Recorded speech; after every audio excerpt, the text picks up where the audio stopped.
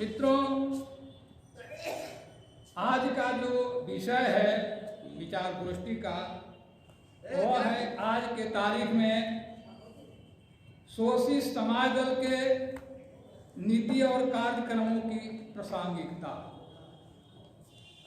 मैं समझता हूँ इस विचार गोष्ठी में जो आए हैं लगभग शोषित समाज और अर्जक संघ के जानकार लोग ही हैं। शायद एका दुका नए लोग होंगे। निश्चित रूप से चंद शब्दों में हमारे पूर्ववक्ता छोटे भाई ललन जी और उद्घाटनकर्ता माननीय राष्ट्रीय कोषाध्यक्ष राजवल्लभ जी शॉर्ट में शोषित समाज दल के नीति और कार्यक्रमों के संबंध में बताया।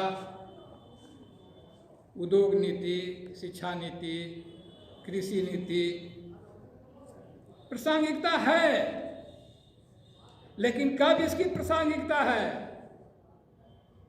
जब उसको आप लागू करेंगे तब ना। लागू तो तब न करेंगे जब आपकी सरकार होगी।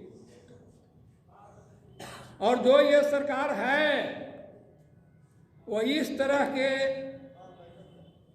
सिद्धांत और कार्यक्रमों को दफन करेगी तब न वो ब्राह्मणवादी और पूंजीवादी सरकार चलेगी। हम जो इस कार्यक्रमों को लागू करके देश को खुशहाल, विद्वान और मजबूत बनाना चाहते हैं, तो दूसरे तरफ इसको जर्जर और कमजोर बना के लूटना है।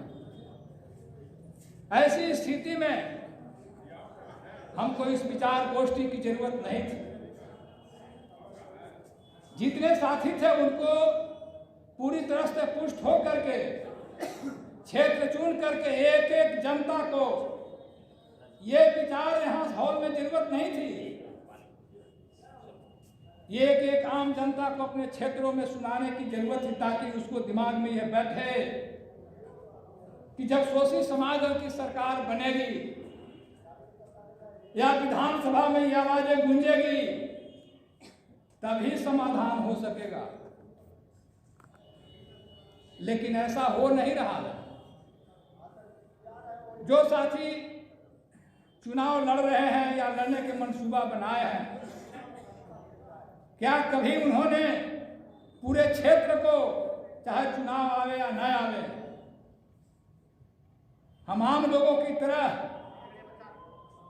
जो हवा के राजनीति करते हैं, जात की राजनीति करते हैं, धर्म की राजनीति करते हैं, क्या उन लोगों के सामने चुनाव आने पर हम इस पूंजीवादी व्यवस्था में टिक पाएंगे?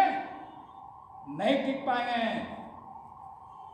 और काम करने के जहां तक सवाल है, जगदेव प्रसाद काम करके दिखाया उस समय कर्पूरी ठाकुर, लेकिन क्या इस बात को जनता समझ सकी? नहीं समझ सकी। क्यों? तब जगदेव प्रसाद ने कहा था कि बिना सामाजिक परिवर्तन के राजनीतिक परिवर्तन नहीं होंगे। जिसकी संस्कृति होती है उसी की सत्ता होती है, और जिसकी सत्ता होती है उसी की संस्कृति और इतिहास और महापुरुषों का हिफाजत होता है। आज पूरे देश में 100% ब्राह्मणवादी संस्कृति फल और फूल रही है। कोई भी जाता हो, दलित जाए चाहे पिछड़ा जाए, उसी की दुदुम ही बजाता है और उसी की सरकार चलती है। वो चाहे नीतीश कुमार हो, चाहे लालू जी हो, चाहे मायावती जी हो। तो निश्चित रूप से ये तमाम देहातों में जन जन तक जा करके, खास करके हमारे जो चुनाव लड़ने के मनसूबा बनाए हैं, लड़ रहे हैं, खास करके उनको ज़्यादा दाम देना होगा, समय देना होगा और एक एक जनता को यह बताना होगा ताकि उसके दिमागों में यह बात बैठे कि सचमुच में शोषित समाज दल की सरकार जब बनेगी तभी इस देश में आम लोगों का खुश चैन, ज्ञान और समृद्धि आएगी। तो मित्रों, इस काम को करना होगा।